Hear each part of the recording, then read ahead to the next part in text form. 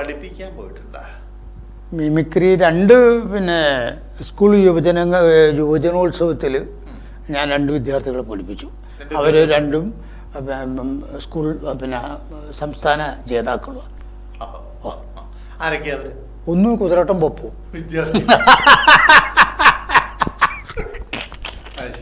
പിന്നെ ഒന്ന് നടൻ ബുദ്ധിജീവിയായിട്ടുള്ള നമ്മളെ ശ്രീരാമേട്ടനെ. ആ 2 കുട്ടികളെ പഠിപ്പിച്ചത് മിമിക്രി പഠിപ്പിച്ചത് ഞാനാ. അത് ഭയങ്കര രസം. പപ്പേട്ടനെ മിമിക്രി പഠിപ്പിച്ച് തരാൻ പപ്പേട്ടൻ പിന്നെ പപ്പേട്ടൻ്റെ ഭയങ്കര ആരാധകനാണ്. പപ്പേട്ടൻ എന്നെ പരിചയപ്പെട്ടും അതേമാതിരി തന്നെ എന്നോട് ഭയങ്കര ഇഷ്ടമാവുകയാണ്.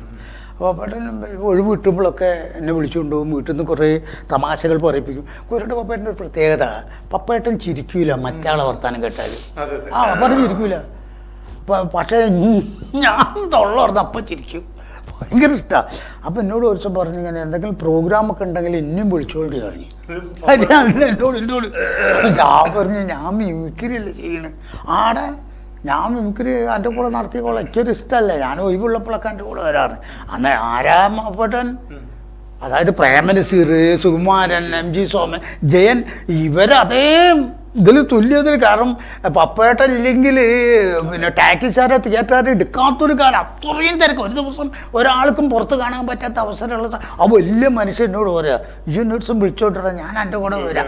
അപ്പം ഞാൻ പറഞ്ഞു, മിമിക്രിക്ക് റിഹേഴ്സലൊക്കെ ഉണ്ട്. പപ്പേട്ടൻ എന്ത് റിഹേഴ്സൽ, എൻ്റെ തൊള്ള മോശമാണെന്ന് ആൾക്കാരില്ലേ, എന്നെക്കാട്ടി വളരെ മോശമാണ് എൻ്റെ തൊള്ള. നമുക്ക് അങ്ങോട്ടും ഇങ്ങോട്ടും വർത്താനം പറഞ്ഞാൽ പൈസ ഒക്കെ കിട്ടുമെന്ന് പറഞ്ഞു. അങ്ങനെ മൂപ്പര വർത്താനം കിട്ടിയ കുറച്ച് പരിപാടിക്ക് വയനാട് പനമരത്ത് സംഘാടകർ വന്നപ്പോൾ ഞാൻ പറഞ്ഞു, പപ്പേട്ടനും ഉണ്ടാവും കൂടെ. അവർക്ക് ഭയങ്കര സന്തോഷമായി. അപ്പം തന്നെ അഡ്വാൻസ് തന്ന് പരിപാടി ഏതോ ദിവസം ഏൽപ്പിച്ചിട്ട് അപ്പോൾ എന്നോട് കുറേ ദിവസം മുമ്പ് എന്നോട് പറഞ്ഞു, ഈ അന്ന് രാവിലെ വരണം, ഉച്ചയ്ക്ക് ഇവിടുന്ന് കാറിൽ പുറപ്പെടാം. ആയിക്കോട്ടെ പറഞ്ഞു. അപ്പോൾ ഞാനും KSN രാജേട്ടനും ഈ സലീൽ കുമാർ കൂട്ടുകൂടിയും കുതിരോടമ്പ പോയിടണം. അപ്പോൾ ഞങ്ങൾ അവിടുന്ന് ഇങ്ങനെ ഉച്ചയായപ്പോൾ 2 മണിയായപ്പം ഞാൻ പപ്പേട്ടൻ്റെ വീട്ടിൽ വന്നു. ഞാൻ നല്ല വൃത്തിയിൽ ഒക്കെ വന്നു. പപ്പേട്ടൻ്റെ നോക്കുമ്പോൾ പപ്പേട്ടൻ്റെ കൊലായിലുണ്ട്.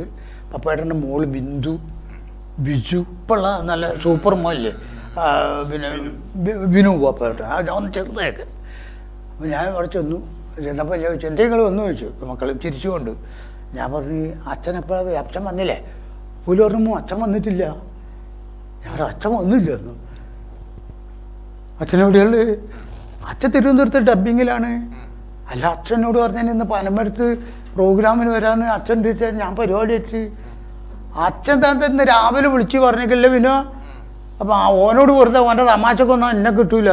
ഞാൻ തമാശ പറഞ്ഞ ഞാൻ സത്യം പറയാം, എൻ്റെ ആർക്ക് ഞാൻ ഓല വീട്ടിൽ നിന്ന് ഗേറ്റിൻ്റെ അടുത്ത് കയറുമ്പോൾ എൻ്റെ ടൗസർ കഴിഞ്ഞ് വീണ് ചേറായിട്ട്. കാരണം ഞാൻ പപ്പേട്ടല്ലാതെ എങ്ങനെ പരമരത്ത് പോവും? ആ ഗേറ്റ് തുറന്ന് ഇങ്ങനെ കരയല്ല ഭയങ്കര സങ്കടം പോകുന്നുണ്ട്. ഇങ്ങനെ നിൽക്കുമ്പോണ്ട് അവിടെ ബാക്കിൽ നിന്ന് പിന്നെ ദേവിറാം എന്ന് പറഞ്ഞ വീടാണ് പപ്പേട്ടൻ്റെ. അവിടെ ആ ഡോർ ഇങ്ങനെ തുറന്നൊരു ശബ്ദം, എരപ്പേ പപ്പേട്ടൻ.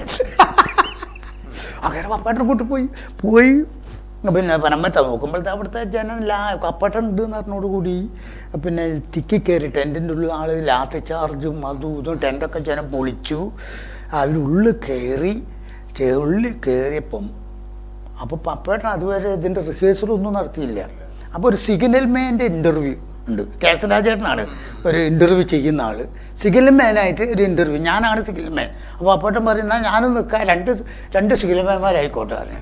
അപ്പേട്ടൻ നേരെ എന്തൊക്കെയോ ആലോചിക്കുക, പ്രൈം മിനിസ്റ്ററിൻ്റെ ഡേറ്റും മൂപ്പരുടെ ഡേറ്റൊക്കെ. കാരണം ഇതിലിട്ട് മൂപ്പർക്ക് ഒരു ഇതിൽ ശ്രദ്ധിക്കാൻ എൻ്റെ കൂടെ നിൽക്കുന്നുണ്ട്. അപ്പം KSN രാജേട്ടൻ പറഞ്ഞു, ഇങ്ങനെ ഒരേ ട്രാക്കിൽ കൂടെ 2 ട്രെയിൻ വരികയാണ്, മുട്ടില്ല എന്നുള്ള സ്റ്റൈലാണ്, വളരെ സ്പീഡിലാണ്, എന്തു ചെയ്യും? അപ്പോൾ ഞാൻ പറഞ്ഞ ചുവന്ന ലൈറ്റ് കത്തിക്കും, തനിയെ അവിടെ നിന്നോ ചുവന്ന ലൈറ്റ് ആ സമയത്ത് കിട്ടുക, ശ്രദ്ധിക്കുക, അങ്ങോട്ട് ശ്രദ്ധിക്കുക.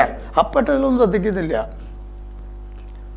അടുത്തടുത്ത് വരുന്ന 2 ട്രെയിൻ ഇപ്പം മുട്ടില്ല എന്ന് എന്ത് ചെയ്യും? അപ്പം ഞാൻ പറഞ്ഞു, അവിടെ ആളെയൊക്കെ വിളിച്ചുകൊണ്ട് വന്നിട്ട് അതൊന്നും നടക്കുന്ന കാര്യമല്ല. അതിൻ്റെ പഞ്ചിങ് ലാസ്റ്റ് ഞാൻ പറയേണ്ടത് എന്താ വെച്ചാൽ, ഇങ്ങനെ മുട്ടില്ല എന്ന് പറഞ്ഞു കഴിഞ്ഞാൽ ഞാൻ പറയേണ്ടത്, ഞാൻ എൻ്റെ മക്കളെയൊക്കെ കൂട്ടിക്കൊണ്ടുവരും. എന്തിനാ മക്കളെ കൂട്ടിക്കൊണ്ടുവരുന്നത്? അല്ല, തീവണ്ടി മുട്ടണ് ഒരു തീരെ കണ്ടിട്ടില്ലാണ് പറയേണ്ടത്. അതിലാണ് അത് നിർത്തുന്നത്. പപ്പേട്ടൻ അതിൻ്റെ ഇടയ്ക്ക് കയറി ഇങ്ങനെ ഒരേട്ടൻ പറഞ്ഞിങ്ങനെ, മുട്ടും മുട്ടില്ല, മുട്ടുന്ന വളരെ അടുത്ത് കൊടുന്ന് ഇപ്പം മുട്ടും എന്ന് പറഞ്ഞ മാപ്പോട്ട് എന്നോട് ചോദിക്കാനുള്ള.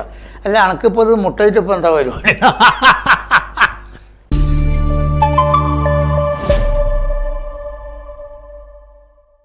പൊട്ടൻ പൊട്ടക്കാരി